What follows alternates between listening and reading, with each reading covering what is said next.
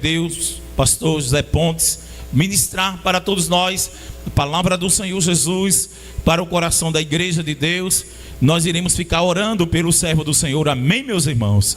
Estaremos orando e Deus, Ele o utilizará sobre a vida do seu servo, como sempre tem feito, em nome de Jesus.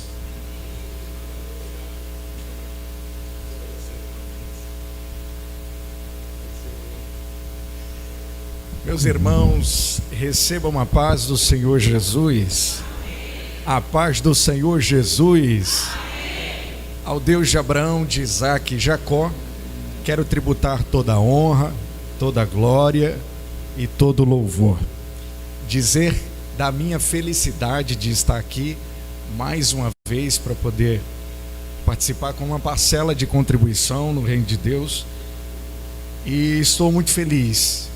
Sempre direi isso, pastor, que a Rede Esperança aqui, principalmente na cidade de Abreu e Lima, é minha segunda casa. Então estou aqui próximo a pessoas amigas, pessoas que eu tenho um carinho, tenho um respeito muito grande, pessoas que me viram crescer, e me sinto honrado em poder participar junto aos meus irmãos deste trabalho tão especial. Quantos estão felizes na noite de hoje? Diga graças a Deus. Irmãos, dizer da minha felicidade de estar ao lado da minha família, que é o meu bem mais precioso. Então posso dizer que eu sou um homem milionário. Por quê? Porque eu tenho família. Família é uma riqueza incomensurável. Tá bom? Evangelho de Jesus, segundo escreveu Lucas, capítulo de número 2. Enquanto você abre sua Bíblia, eu quero agradecer ao Senhor Jesus pela vida dos companheiros e amigos que ladeiam essa tribuna, abençoado aos pastores, príncipes. Tenho certeza que cada um dos senhores, se tivesse oportunidade de participar com uma parcela de contribuição, fariam um trabalho extraordinário, porque eu sei que Deus tem um chamado lindo na vida dos senhores, mas em especial aqui para apresentar a todos os senhores, eu quero aqui agradecer a Deus, ao pastor, ao anjo da igreja, pastor Erivelto, esse grande amigo, que sempre nós estamos juntos nos trabalhos que Deus o confia. E pastor, me sinto honrado, muito obrigado por essa oportunidade. Confesso que serei extremamente objetivo e lacônico na noite de hoje. Ao meu querido pastor Augusto, grande homem de Deus, príncipe. O senhor é um príncipe de Deus, pastor. Enfim, a todos. Meu amigo pastor Anderson está ali. Eu amo você de coração, meu amigo. Que Deus continue abençoando. Enfim, se eu for, eu vou esquecer. Tu tá aí, homem. Abiel Lopes. Irmãos, para quem não sabe, muito obrigado. Meu primeiro DVD de pregação na vida foi literalmente uma obra construída por Abiel Lopes. Acho que eu tinha uns 14 para 15 anos de idade na época, né? Meu primeiro DVD de pregação, irmão. E hoje ele está aqui. Obrigado, meu querido. Enfim, o Beth está ali atrás. Enfim, todos. Jesus, enfim, eu vou. Alguém vai ficar com raiva de mim aqui se eu não citar o nome. Então, vamos parar por aqui. Meus irmãos, o Evangelho de Jesus, segundo escreveu Lucas, capítulo de número 2. Eu tenho uma palavra de Deus para a sua vida. Hoje é uma noite de reflexão. E a palavra que Deus me confiou é uma palavra extremamente cristocêntrica. Portanto, encontre o capítulo de número 2 e o verso de número 12. Capítulo de número 2, versículo de número 12. Está escrito assim, Evangelho de Jesus, segundo escreveu Lucas: E isto vos será por sinal. Achareis o menino envolto em panos e deitado numa manjedoura. Eu lerei mais uma vez. E isto vos será por sinal. Diga sinal. Mais forte, diga sinal. Achareis o menino envolto em panos e deitado numa manjedoura. Meus irmãos, à guisa de introdução, vale salientar que O contexto que Lucas escreve o seu texto está intrinsecamente associado a um contexto político e social. Perceba que havia um edito de Herodes que toma a proporção no cenário judaico de perseguição, onde os meninos até 2 anos de idade são perseguidos para serem mortos, dentro do contexto de perseguição, porque a figura do Messias, ela deveria se revelar, e Herodes, entendendo o contexto de que ele seria subjugado por causa dos atos proféticos que acompanham os textos de uma forma geral e as profecias de uma forma geral, então ele persegue para que o Messias, o Mashiach, o Cristo, ele não apareça e não desenvolva esse trabalho. O que vai acontecer? Percebe-se que o cenário está pronto, Abel, e este cenário extremamente hostil para quem está sob perseguição, ele se desenvolve. Lucas, por sua vez, escreve um tratado. Ele escreve esse tratado direcionando a Teófilo. Teófilo, por sua vez, há uma linha de raciocínio dentro da tradição cristã que seria um possível magistrado, porque quando ele expressa a intenção excelentíssimo, ele está referindo o seu tratado a alguém que respeita a Deus, que ama a Deus. Theos Philos, Teófilo é a tradução daquele que ama a Deus. Portanto, significa que ele escreve um tratado jurídico a um possível magistrado que ama e teme ao Todo-Poderoso e ao Criador. Por sua vez, quando ele escreve o tratado, o texto de Lucas, no capítulo 1 e os primeiros versículos denotam que ele escreve sob contexto de escrever na ordem pelo qual os atos eles acontecem. Portanto, ele escreve em ordem, escreve o tratado, e o tratado sai extremamente organizado. E vale salientar que, se nós estamos falando de um contexto político e social, nós estamos dizendo que existe um cenário onde o imperador, que aqui no contexto de Lucas capítulo 2 se trata de Augusto César, que é o imperador que está em vigência neste tempo.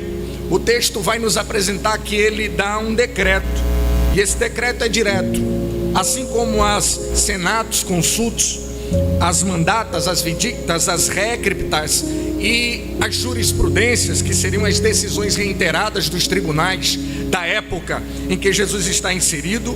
Vale salientar que as decretas também fazem parte desses editos que participam dessa atuação política e social no contexto do Novo Testamento, no século I, sob a égide do imperador Augusto César. Então, quando ele manda e envia esse decreto, o texto vai dizer que ele comissiona uma espécie de alistamento para que as pessoas que fazem parte do império, elas participem desse alistamento por caráter fiscal, por caráter tributário. Então, aquele governo vai indicar às pessoas: se manifestem, venham para perto do império para citar o nome de vocês, para dizer quem vocês são, para dizer o que vocês fazem e para dizer como está a economia que passa pela sua mão. E aí o imperador, ele acaba fazendo esse trabalho, esse principal trabalho, que é o trabalho no contexto administrativo do império, que está nas mãos do imperador.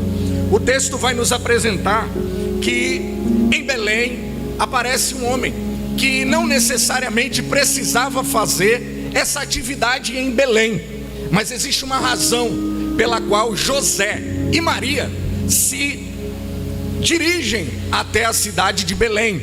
A palavra Belém significa casa de pão, terra do pão, terra que alimenta, terra que dá vida, terra que traz esperança. Portanto, sob o contexto de um alistamento, ele deixa Nazaré. Ele pode fazer em Nazaré, mas ele não fica em Nazaré, Ele diz: eu vou me direcionar. Para onde? Diga comigo: Belém. Diga mais forte: Belém. Então ele vai para Belém. E quando chega em Belém e o menino nasce, cumpre-se o que está escrito em Miqueias capítulo de número 5, versículo de número 2. Diz o texto: e tu, Belém, Efrata, pequena demais para figurar como um grupo de milhares de Judá, de ti me sairá aquele que vai reinar em Israel. Eu quero abrir um parênteses e já ser boca de Deus na vida dos meus irmãos em Cristo na noite de hoje. Belém pode ser uma terra pequena, pode ser uma terra que aparentemente não traga produtividade, que aparentemente não traga os recursos necessários de sobrevivência. Belém pode até ter o nome de providência, mas na prática parece que você não enxerga a produtividade de Belém. Mas Deus me trouxe como boca dele na noite de hoje para profetizar: Belém será o cenário de cumprimento de promessa na vida de quem tem promessa. Quem acredita nisso? Eu vim pregar nesta noite para uma geração cheia da promessa, cheia dos frutos do Espírito, que já entendeu que Belém de Judá será o cenário que Deus vai promover o cumprimento da promessa. Pode tocar no vizinho que está do lado, do direito e esquerdo, e dizer para ele: Belém pode até ter nome de providência, na prática pode até parecer que as coisas não vão acontecer, mas a promessa de Deus ainda está de pé em Belém. Diga para duas pessoas ouvirem, diga: Deus chegou em Belém, onde todos diziam que nada iria acontecer.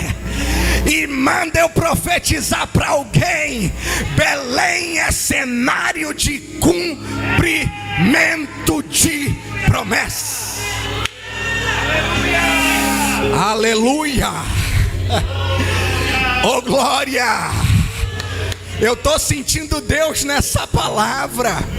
Alguém pensou que Belém seria apenas ato transitório, mas Deus me trouxe como profeta nesta noite para dizer que Belém é a terra que Deus escolheu para cumprir promessa na vida de quem tem promessa. Manu Kendaraia. Alguém disse que a tua Belém seria infrutífera. Alguém profetizou que 2025 foi o ano da falência em Belém. Mas prega Deus na minha boca nesta noite, e cheio do Espírito eu profetizo de olhos abertos: 2026 é ano da prosperidade de Belém na tua casa. Assim diz o Senhor. Anicondarabaia. Lepranácia Kendaraia. Mas olhe, perceba que existe uma dificuldade.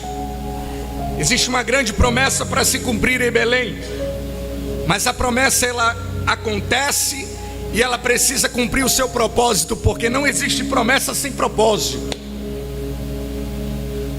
Se Deus, olhe para cá, se Deus cumpre uma promessa na vida de alguém, meu grande amigo Abiel, cadê Eliseu? Está ali. Eliseu, meu líder, olha que lindo.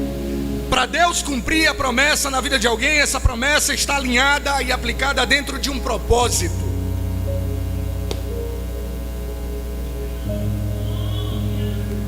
Eles chegam em Belém. Quando chegam em Belém, diz o texto que eles procuram uma hospedagem e não encontram.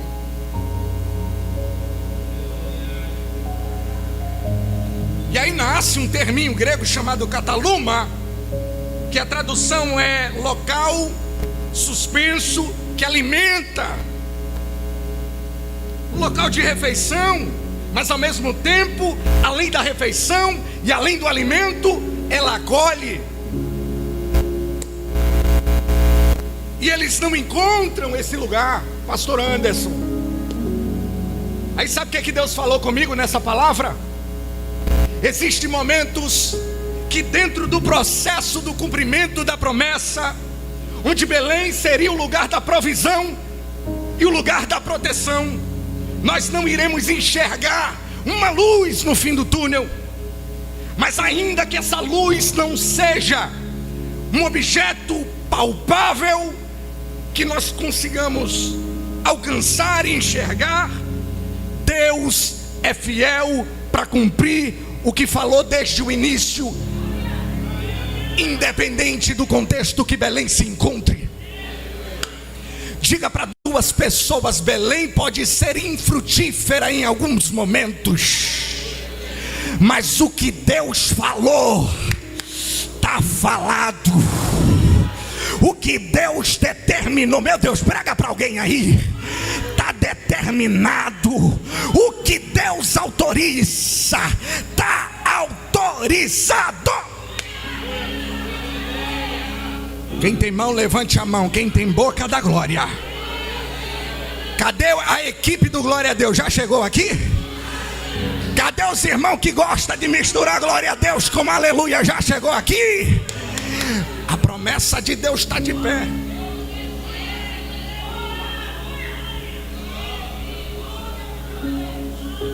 Existia uma historiadora no século IV chamada Egéria, que ela traça os passos de Yeshua, de Jesus, e ela traça pontualmente o local onde ele passa.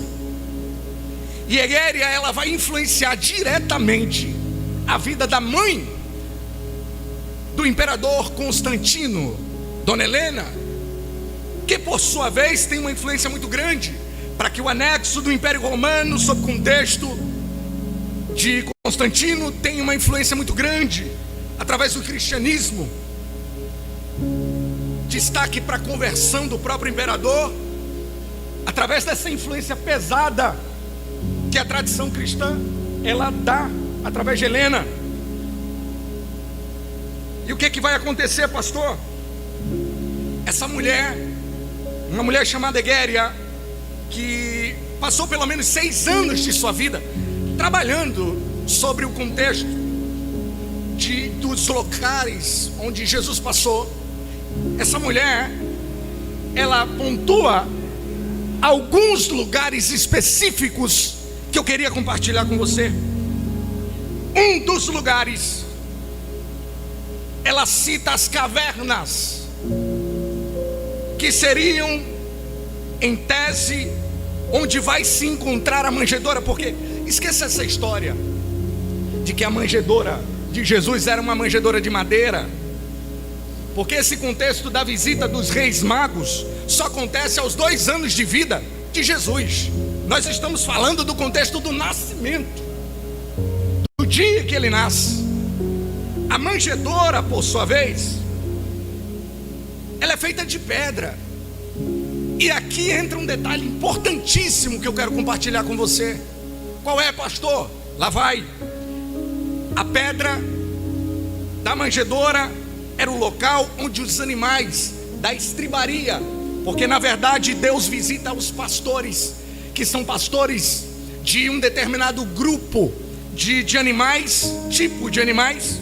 Quando ele visita esses pastores e que lhes dão as revelações, o texto vai nos dizer que Jesus está numa manjedoura, e o texto dizendo que ele está nessa manjedoura, a tradução para manjedoura é fatiné, que a tradução é o comedouro dos animais, e ali pode facilmente machucar tanto os animais quanto uma criança que é colocada ali. E aí vem o destaque no capítulo de número 2 e verso 12, que é a mensagem que eu estou ministrando a todos vocês, onde o texto diz: vocês terão por sinal um menino que estará envolto em panos. Olhe para cá, preste muita atenção no que eu vou dizer. O menino está envolto em panos por causa de uma coisa importantíssima: ele não pode se machucar, porque o menino não pode ter defeito. O menino é o Messias, e o Messias escolhido por Deus, ele é macho sem defeito. Agora vai o detalhe: o contexto da manjedoura indica que aqueles pastores cuidam de um tipo de animal, que são animais ou cordeiros específicos para o sacrifício. E aí o destaque para o que a Bíblia nos apresenta: o cordeiro do sacrifício não pode ter defeito. O que é que vai acontecer? Todos os cordeirinhos, aos cuidados dos pastores, eles são ataviados com esse pano que os protege, para que no dia do sacrifício eles sejam conhecidos como animais sem defeito. Aí vem um menino pequenininho, está no braço da mãe. A mãe o coloca enrolado num pano para que o menino não se machuque. E ali está o sinal de que aquele é o Cordeiro de Deus que tira o pecado do mundo. Não sou eu que estou dizendo. João Batista está pregando na beira do Jordão, e quando ele profetiza na beira do Jordão, ele diz: raça de víboras, quem vos ensinou a fugir da ira vindoura? E aí ele está dizendo: vem para cá, víbora, vem para cá, víbora, você é víbora.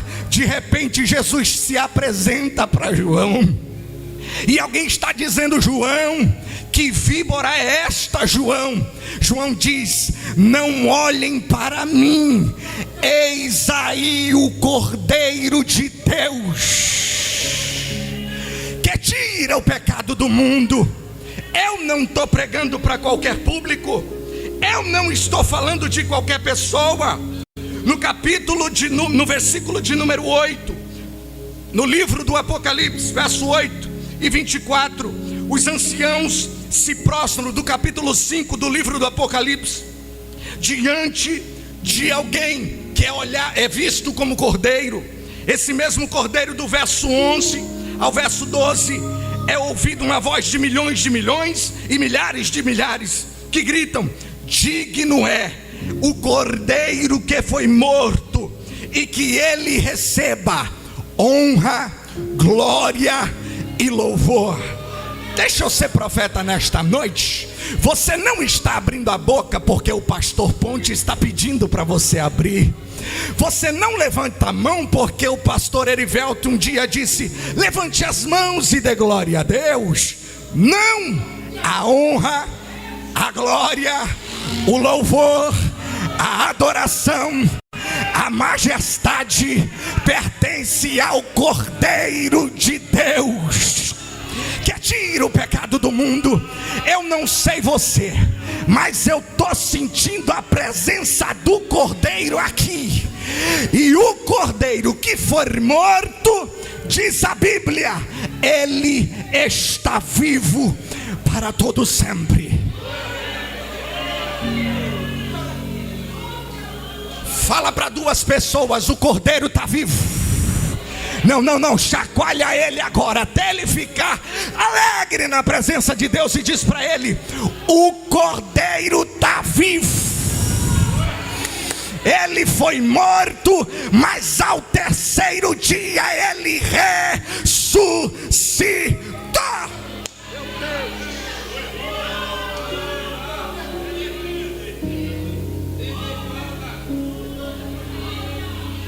Eu sou Alfa e Ômega. João, eu sou princípio e fim. Sabe o que ele está dizendo? Eu sou Aleph e Tav. A tradução para Alfa e Ômega e Aleph e Tav se resume em: eu sou o sinal do sacrifício. Eles estavam acostumados, pastor, a um sacrifício que acontecia ano após ano. Mas quando o Cordeiro de Deus abriu os braços na cruz e disse: está consumado, dali ninguém te arranca da mão do Todo-Poderoso.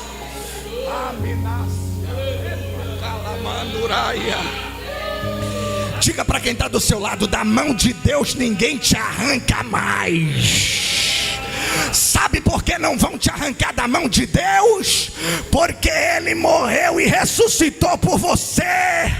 Bebida não te prende mais, saída não te prende mais, carnaval não te prende mais. Por que, pastor, não me prende mais? Porque você já está preso ao sacrifício do Cordeiro. Olha lá, você está preso ao sacrifício do Cordeiro.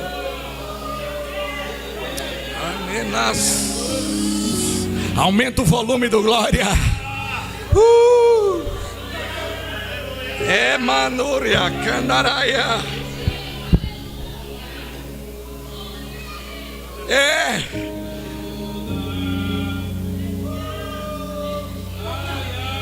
É uma reflexão, então eu serei objetivo e breve. Já correndo para o final, Paulo vai dizer que esse cordeiro, ele não usa por usurpação ser semelhante a Deus, mas ele aniquila-se a si mesmo. E o termo kenosis, keno, aparece ali, que indica de forma direta esse autoflagelo da imagem. Ele vai se diminuir, se reduzir.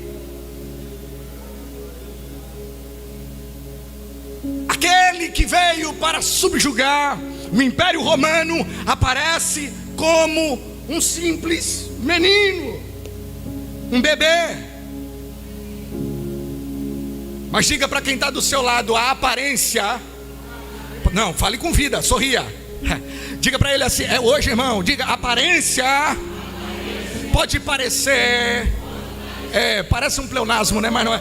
Diga assim: a aparência traz uma ideia de vulnerabilidade.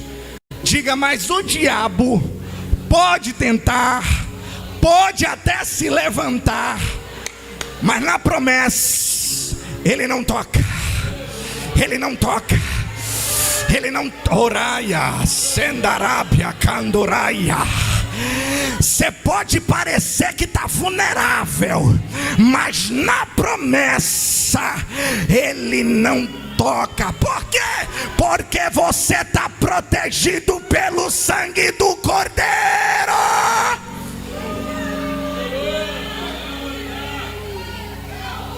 Ai, meu Deus.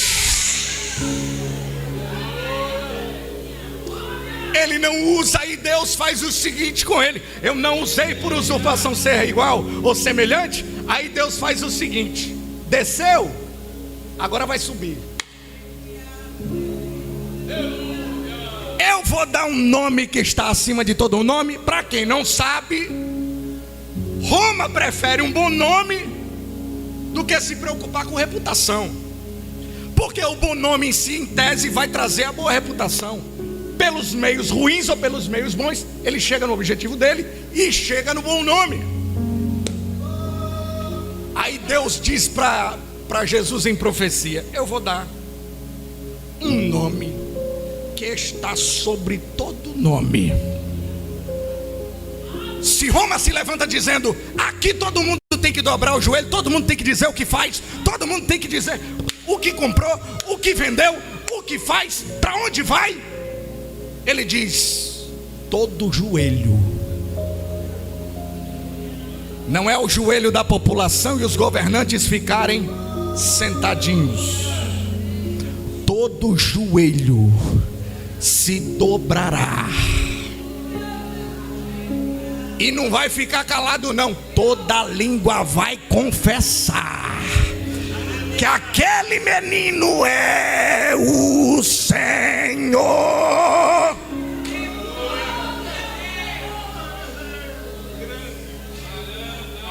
Como homem, ele nasce sem um lugar digno. Como vencedor, ele reina no centro do trono. Como menino, ele foi envolto em faixas.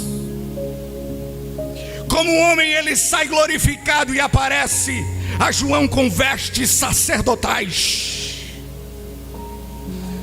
Como homem, ele andou com os pés descalços, como rei vencedor. Ele vem com seus pés como de latão reluzente, saídos da fornalha. Como homem, ele usou coroa de espinho.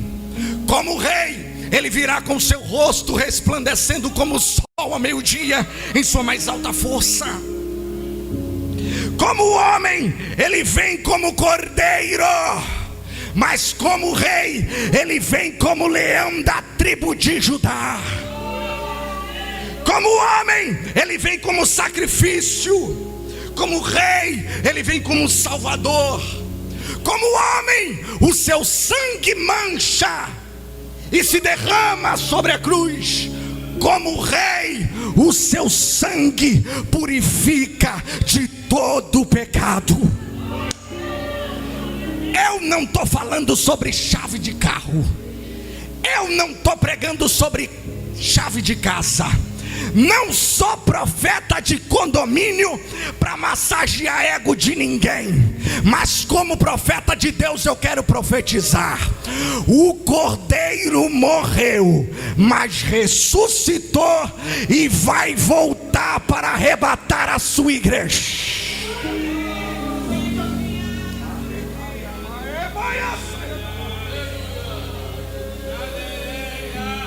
Quantos acreditam na vinda do Senhor Jesus?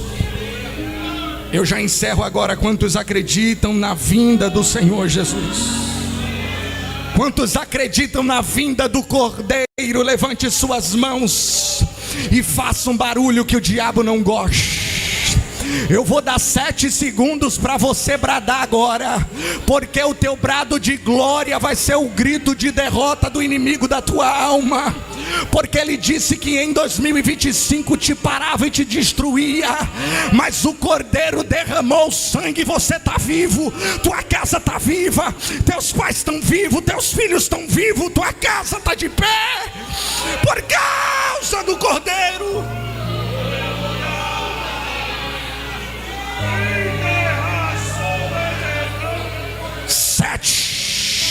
Abre a boca. 6, abre a boca. Faz aquele barulho que o diabo não gosta. 5, abre a boca, enche esse lugar de glória. 4, é maias. 3, 2, 1. A vitória é nossa pelo sangue. Enche esse lugar de glória. Vai, enche esse lugar de glória.